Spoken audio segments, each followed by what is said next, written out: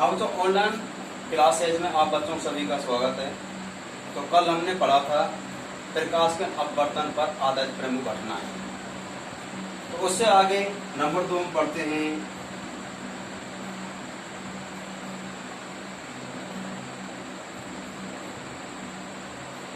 सूर्योदय से पहले एवं सूर्यास्त के बाद सूर्य का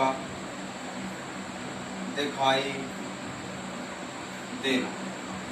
ये घटना प्रकाश के अपवर्तन पर आधारित है। प्रकाश के अपवर्तन के कारण ऐसा होता है। जैसा कि हम जानते हैं, जैसे कि पृथ्वी से जैसे जैसे हम ऊपर की ओर जाते हैं तो वायु का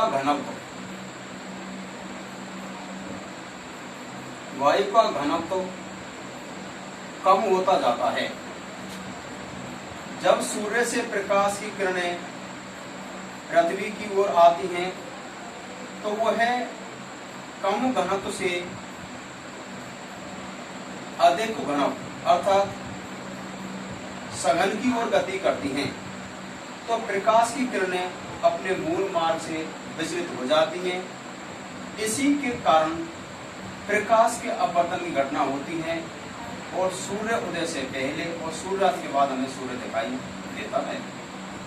इससे आगे हम जस्ट पढ़ते हैं प्रकाश का पूर्ण आंतरिक परावर्तन। जैसा कि हम जानते हैं, जैसे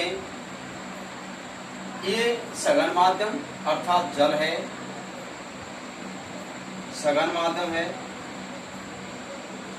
जब कोई प्रकाश की किरण सघन माध्यम से विरल माध्यम की ओर अर्थात वायु की ओर प्रवेश करती है तो आपतन कोण का मान सघन माध्यम में बढ़ता है। धीरे धीरे जब आपतन कोण के मान में वृद्धि करते जाते हैं तो एक स्थिति ऐसी आती है कि प्रकाश की किरण विरल माध्यम में न जाकर पुनः सघन माध्यम में ही लौट आती है। प्रकाश की इस घटना को प्रकाश का पूर्ण आंतरिक परावर्तन कहते हैं। इसका उपयोग देखें। हीरे का चमकना, हीरे का चमकना पूर्ण आंतरिक परावर्तन की घटना पर ही होता है। नंबर 1। नंबर 2, प्रकाश पुंज। प्रकाश पुंज अर्थात प्रकाश को एक स्थान से दूसरे स्थान पर ले जाने के लिए भी प्रकाश के पूर्ण आंतरिक परावर्तन का उपयोग किया जाता है। अर्थात नंबर 3 की बात करते हैं कि जल में डूबी पर्णनली का चमकना। जल में डूबी पर्णनली का चमकना भी पूर्ण आंतरिक परावर्तन पर आधारित है। नंबर 4 प्रभाव के बारे में हम पढ़ते हैं प्रकाश का वर्ण विक्षेपण। प्रकाश के वर्ण विक्षेपण का अर्थ है कि प्रकाश का अपने 7 रंगों में विभाजित हो जाना। प्रकाश का वर्ण विक्षेपण। यहाँ वर्ण शब्द का अर्थ है रंग एवं विक्षेपण शब्द का अर्थ है विभाजित। अर्थात प्रकाश का अपने 7 रंगों में विभाजित होने की घटना प्रकाश का वर्ण विक्षेपण कहलाती है। जैसा कि हम समझते हैं, पारदर्शी कांच से बनी हुई आकृति त्रिभुजाकार में यदि हम श्वेत प्रकाश को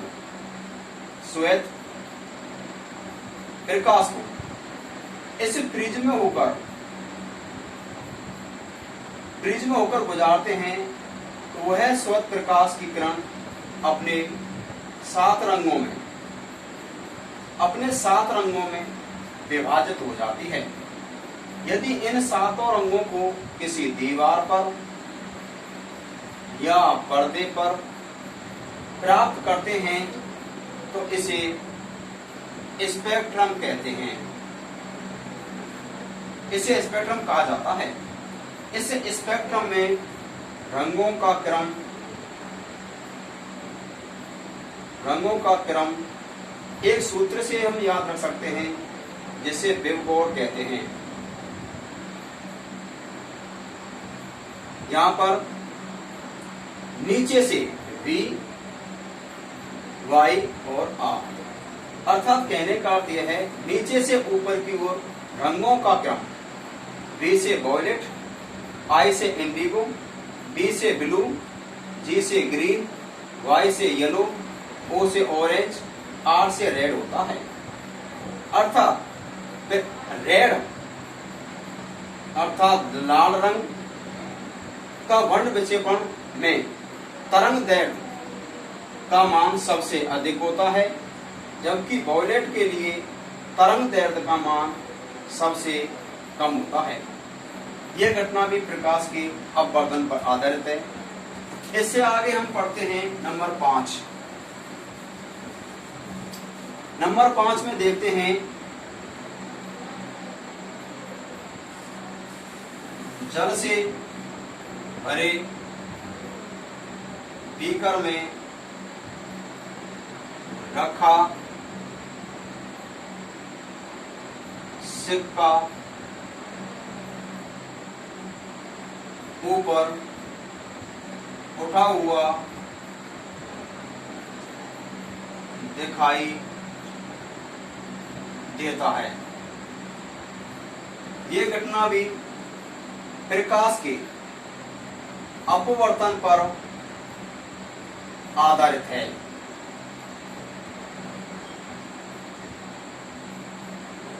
यह घटना भी प्रकाश के अपवर्तन पर आधारित है।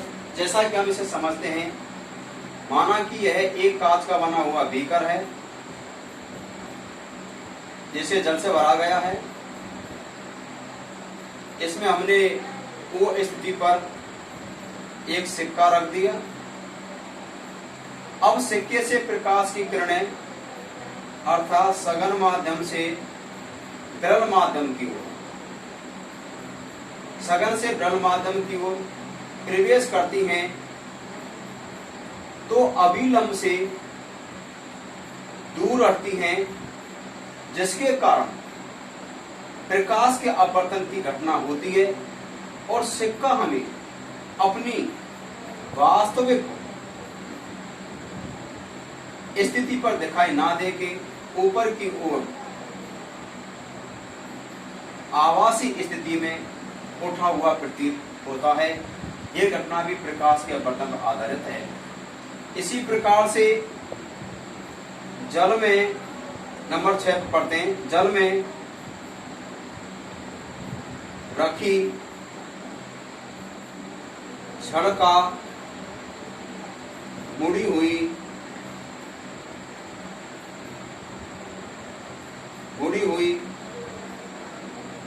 दिखाई देना, यह कारण भी प्रकाश का अपवर्तन है। क्योंकि जब बीकर में, माना कि यह बीकर है,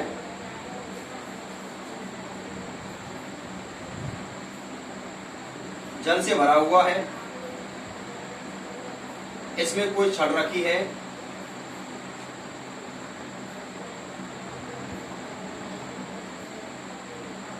ये छड़ रखी है, इस पर अभिलंब डाल दिया हमने। जब प्रकाश की किरण सघन से विरल माध्यम की ओर जाती हैं तो अभिलंब से दूर हटती हैं। अभिलंब से दूर हटने के कारण प्रकाश के अपवर्तन की घटना होती है और छड़ में उसकी आभासी स्थिति में पहले से मुड़ी हुई दिखाई देती है। यह भी प्रकाश के अपवर्तन पर आधारित है। इससे आगे एक टॉपिक्स पढ़ते हैं, वो है अपवर्तनांक।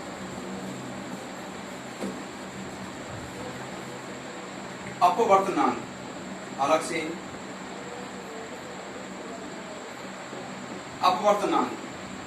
अपवर्तनांक को हम म्यू से लिखते हैं। इसकी परिभाषा देखते हैं। प्रकाशीकरण का हवा में वेग एवं प्रकाशीकरण का अन्य माध्यम में वेग, अर्थात म्यू इक्वल टू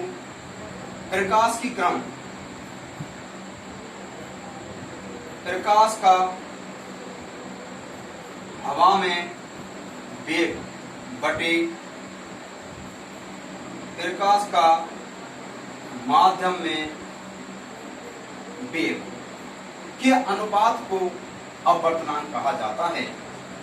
इसे इस प्रकार भी लिख सकते हैं, जैसे कि कोई भी प्रकाश की किरण वायु से जल के अंदर प्रवेश करती है तो देखें mu A W equal to, हम वेग को हम v1 भी कह देते हैं और इसे v2 भी कह देते हैं। अतः v w बटे v a, इसका अर्थ है कि प्रकाश की किरण का w वाटर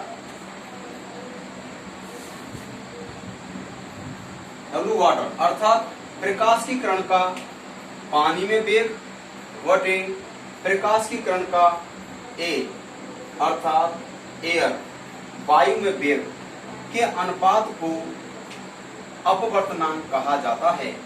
ठीक इसी प्रकार से या μ1 2 equal to v2 upon v1, इसका अर्थ है कि प्रकाश की किरण का पहले माध्यम में वेग एवं दूसरे माध्यम वेग, अर्थात प्रकाशी किरण का दूसरा माध्यम जैसे कि सघन है, एक ढल माध्यम है, इन दोनों के रूप में अनुपात ज्ञात करते हैं तो उसे μ1 2 equal to v2 upon v1, अर्थात प्रकाशी किरण का एक माध्यम वेग एवं दूसरे माध्यम वेग का अनुपात ज्ञात कर लिया जाता है।